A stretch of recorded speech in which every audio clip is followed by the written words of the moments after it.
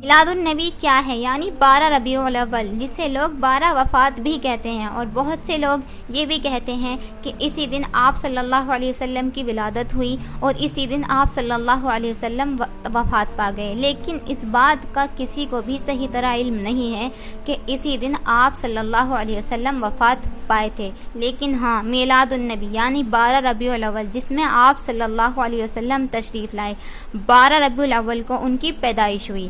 22 April 571 عیسوی میں اور صبح 4:20 پہ آپ صلی اللہ علیہ وسلم کی پیدائش ہوئی۔ آپ صلی اللہ علیہ وسلم کے آنے سے پہلے ہی یہ اعلان ہو رہے تھے کہ ہمارے نبی آ رہے ہیں، کہ من انفسکم، قبیلہ قریش میں سے آ رہے ہیں اور سب سے اعلیٰ خاندان ہاشم میں سے آ رہے ہیں۔ تو آپ کے پاس اس وقت شفا بنت اسود، یہ عبد الرحمن بن عوف کی والدہ ہیں، یہ بطور دایا کے لیڈی ڈاکٹر کی حضرت آمینہ کے ساتھ تھی۔ آمینہ بنت وہاب، یہ بنو زہرہ میں سے ہیں۔ تو آپ صلی اللہ علیہ وسلم کی پیدائش صبح صادق کے وقت ہے۔ جب آپ پیدا ہوئے تو آپ کا سارا کمرہ خوشبو سے بھر گیا۔ آپ کی جو لیڈی ڈاکٹر ہیں شفا بنت اسود بھی بعد میں ایمان لائیں۔ جب آپ پیدا ہوئے تو آپ کو دیکھ رہی تھی کہ آپ کے جسم پر کوئی نشان نہیں تھا کسی بھی طرح کا۔ جب بچہ پیدا ہوتا ہے تو آپ نے دیکھا ہوگا اس کے جسم پر گندگی چپکی ہوتی ہے، لیکن جب آپ پیدا ہوئے تو دھلے ہوئے صاف ستھرے تشریف لائے۔ ناف اور آنت ملی ہوتی ہیں بچے کی، پھر اس کو کاٹا جاتا ہے۔ لیکن ولدہ مختونا مختو اسری، آپ کی ناف کٹی ہوئی تھی۔ آپ کا ختنہ ماں کے پیٹ سے ہی ہوا آیا تھا۔ آپ صاف ستھرے پاک پیدا ہوئے تھے۔ یہ دیکھ کر آپ کی ڈاکٹر حیران ہو رہی تھی۔ پھر حضرت آمینہ جھک کے آپ کی ماں ان کو دکھایا، وہ حیران تھی۔ پھر آپ صلی اللہ علیہ وسلم کو ماں کے پہلو میں لٹایا۔ جیسے ہی انہیں لٹایا وہ پیچھے ہٹی تو آپ نے کروٹ لی، یعنی آپ صلی اللہ علیہ وسلم نے ان کے ہٹنے پر کروٹ لی اور پورے سجدے میں گئے۔ لمبا سجدہ آپ نے کیا۔ اب یہ دیکھ کر ماں بھی ڈر گئی، دائیں بھی ڈر گئی۔ پھر اپنے دونوں ہاتھوں کا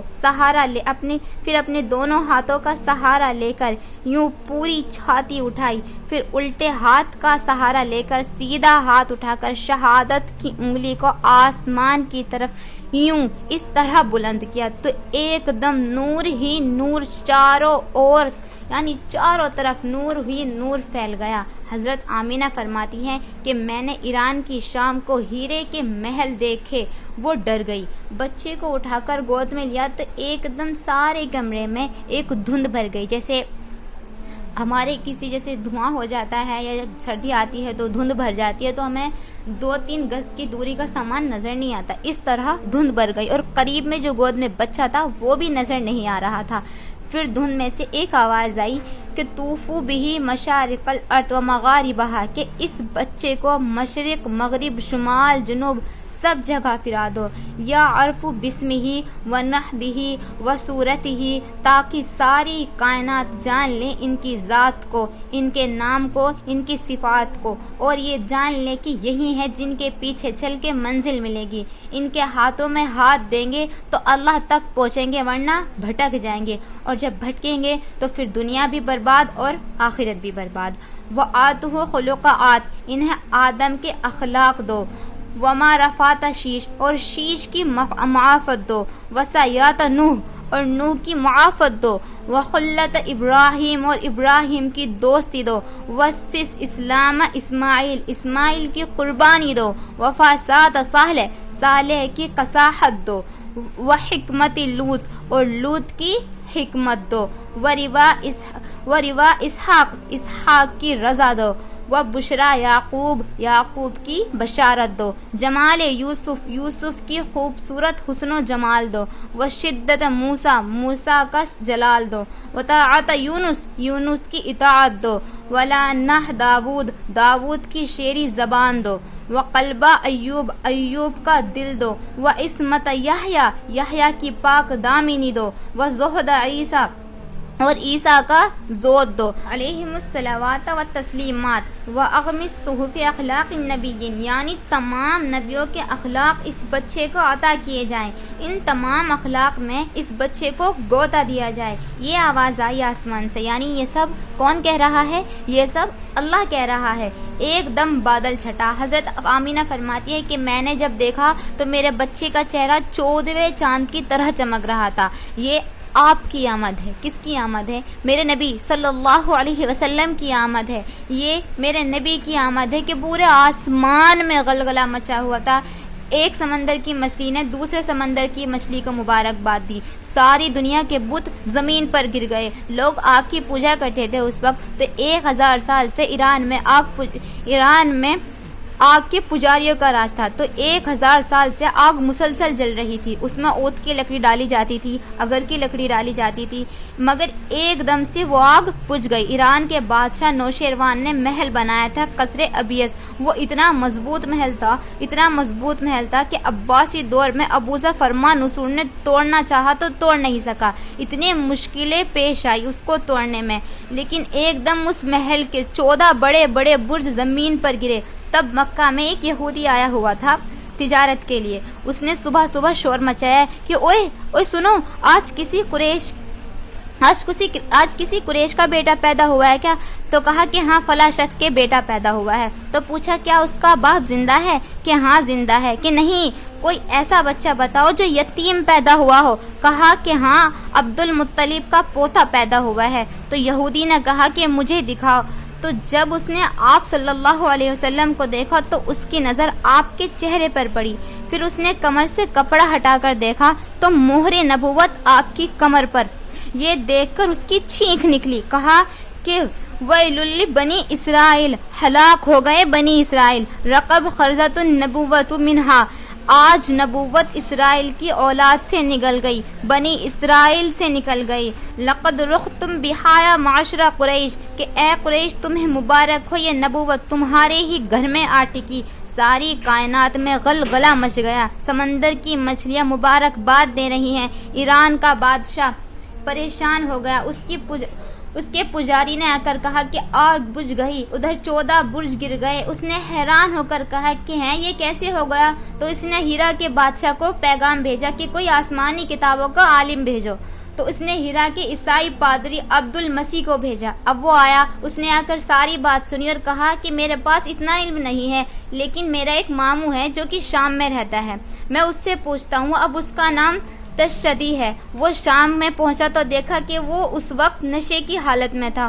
اس کو ہلا کر کہا کہ ستی میں آپ کا بھانجا عبد المسیح آیا ہوں۔ اب ان کی آنکھ کھلی تو فرمایا، ان سے بنا کچھ پوچھے، بنا کچھ جانے، بنا ان کے کچھ کہے یوں ہی بتایا، ہاں تو اس لیے آیا ہے جعید تاسال انخم الدین نیران ورتجات العیون، تو یہ پوچھنے آیا ہے نا مجھ سے کہ وہ 1000 سال آگ بجھ گئی اور وہ برج گر گئے، آخر یہ سب کیسے ہوا؟ تو یہ کہا کہ ہاں یہی پوچھنے آیا ہوں۔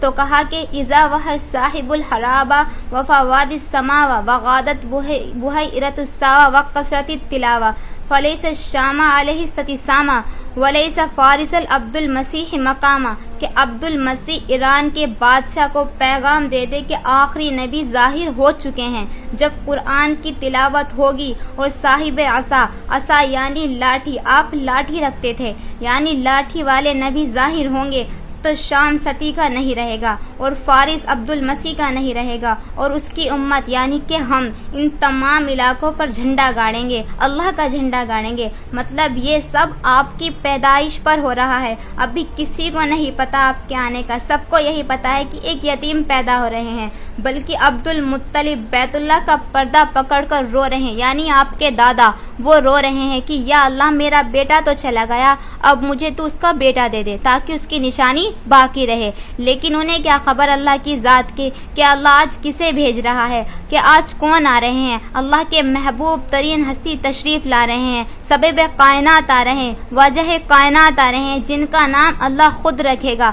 آپ نے فرمایا کہ میرے اللہ نے 10 نام رکھے ہیں، میں محمد بھی ہوں، میں احمد بھی ہوں، میں ماہی بھی ہوں، میں حاشر بھی ہوں، میں عاقب بھی ہوں، میں خاتم بھی ہوں، میں طٰہٰ بھی ہوں، میں یاسین بھی ہوں، میں فاتح بھی ہوں، میں عبد القاسم بھی ہوں۔ اور قرآن میں دیکھیں تو شہید، مبشر، نذیر، دعی اللہ، سراج منیر، حذیر، عزیز، حریص علیکم، اور کتنے نام میں اور کتنے نام میں اپنے نبی کے گناؤں، طٰہٰ، یاسین، یہ سب آپ صلی اللہ علیہ وسلم کے نام ہیں۔ میرے نبی کے 1177 نام کی کتاب میں نے پڑھی ہے۔ کتنے نام کی؟ 1177۔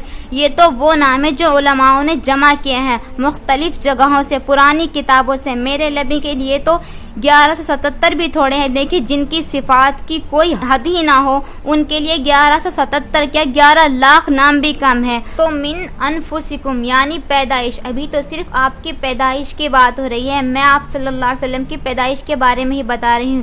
غیبی نظام، ہستی میں بھی غیبی نظام، آپ ذات میں بھی غیبی نظام، ستویں نبوت کا تاج سر پہ سجایا، یعنی آپ کی ذات عالی شان، اخلاق عالی شان، آپ کی سخاوت بھی عالی شان، آپ کی محبت بھی عالی شان، درگزر بھی آپ کا عالی شان۔ تو اللہ تعالیٰ قرآن میں فرماتا ہے کہ قل بفضل اللہ وبرحمتہ فبذالک فلیفرحوا، یعنی اللہ کی رحمت اور فضل پر خوشی کرو تو وہ سب دھن دولت سے بہتر ہے۔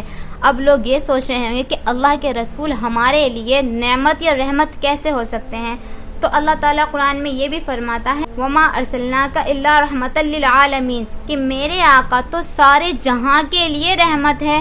تو میلاد النبی اس طرح منانے کا کہیں بھی ذکر نہیں ہے کہ لائٹیں لگائی جا رہی ہیں، گلی محلے کو سجایا جا رہا ہے۔